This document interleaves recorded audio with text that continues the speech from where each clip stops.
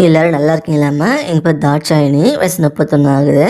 இவங்க திருச்சி மாவட்டத்தை சேர்ந்தவங்கம்மா. இப்போ ஒரு நடுத்தர வசதியுள்ள பெண் வரந்தாம்மா கொண்டு வந்திருக்கேன். இவங்க இந்து மதத்தை சேர்ந்தவங்க சொல்கிறாங்கம்மா. ஜாதியும் பார்த்தீங்கன்னா அருந்ததியர்னு சொல்கிறாங்க. ராசியும் பார்த்தீங்கன்னா மீனம் சொல்கிறாங்க. நட்சத்திரம் பார்த்தீங்கன்னா உத்திரட்டாதின்னு சொல்கிறாங்க. இப்போ இவங்க 2ஆம் திருமணம் தான் வரணும் பார்த்துட்டு வராங்க. இவங்க குடும்ப வரத்தை தெரிஞ்சுக்கலாம்.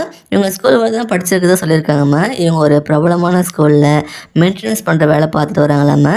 இவங்க குடும்ப கஷ்டத்தால் இவங்க சின்ன வயசில் ஸ்கூலுக்கு போக முடியலன்னு சொல்லியிருக்காங்க. அந்த அளவுக்கு சாப்பாட்டுக்கு ரொம்ப கஷ்டப்பட்டுட்டாங்களாம். இப்போ எந்த ரெஸ்பான்சிபிலிட்டியும் இல்லாமல் இருக்கிறதால ஓரளவு லைஃப் நல்லபடியாக போயிட்டுருக்குன்னு சொல்லியிருக்காங்க. இப்போ ஒரு நார்மல் சம்பளம் தான் வாங்கிட்டு தான் சொல்லியிருக்காங்கம்மா. இவங்களுக்கு அப்பா இல்லைன்னு சொல்கிறாங்க. சில வருஷம் முன்னாடி தான் தவறிட்டதாக சொல்லியிருக்காங்கம்மா. இவங்க அப்பா இவங்களுக்கு நிலமும் நகையும் சேர்த்து வச்சுட்டு போயிருக்காங்களாம். இப்போ கொஞ்சம் லைஃப் நல்லா இருக்கிறதுக்கு முக்கிய காரணமே இவங்க அப்பா தான் சொல்கிறாங்க.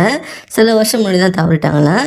இவங்க அம்மா பார்த்தீங்கன்னா வீட்டையும் பார்த்துட்டு 100 நாள் வேலைக்கு வந்தால் போவாங்கன்னு சொல்கிறாங்கம்மா. இவங்க அம்மாவுக்கும் இப்போ ரொம்ப வயசாகிடுச்சுன்னு சொல்கிறாங்க. இவங்களுக்கு ஒரு அண்ணனுக்கு தான் சொல்லியிருக்காங்கம்மா. அவருக்கும் மேரேஜ் ஆகி தனியாக செட்டில் ஆகிட்டாங்களா. இவங்க அம்மாவை இவங்க தான் பார்த்துக்கிறாங்களாம்மா. இவங்க அண்ணாக்கோட ப்ராப்ளம் ஆகி பேச்சுவார்த்தை இல்லைன்னு சொல்கிறாங்க. இவங்களுக்கு ஒரு பொண்ணுக்கு தான் சொல்லியிருக்காங்க. இவங்களுக்கு அவங்க ஹஸ்பண்டுக்கும் ஒத்த போலும் தனியாக பிரிஞ்சு வந்துட்டாங்களாம்மா. இப்போ சில வருஷமாக தனிமையில் தான் ஆண் துணை இல்லாமல் தான் இருக்காங்களாம்.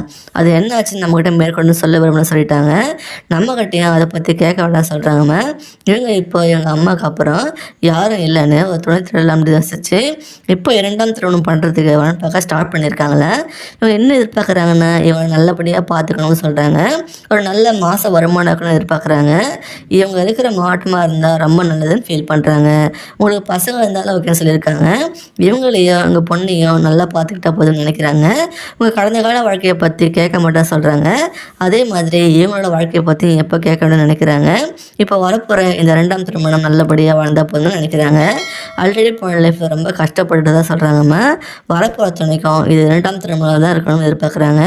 உங்களுக்கு நல்ல வசதி இருந்து இவங்க நல்லபடியாக பார்த்துக்கணும்னு நினச்சிங்கன்னா நீங்கள் இவங்கள அப்ரோச் பண்ணலாம். இவங்கள பிடிச்சிருந்தா இந்த வீடியோக்களை லைக் பண்ணிவிட்டு உங்கள் விருப்பத்தை கமெண்ட்லாம் சொல்லுங்கம்மா. அடுத்த வாரம் பார்க்க இப்போ ஸ்க்ரீனில் வர இந்த லிங்கை கிளிக் பண்ணி பாருங்கள். வாழ்க வளமுடன்.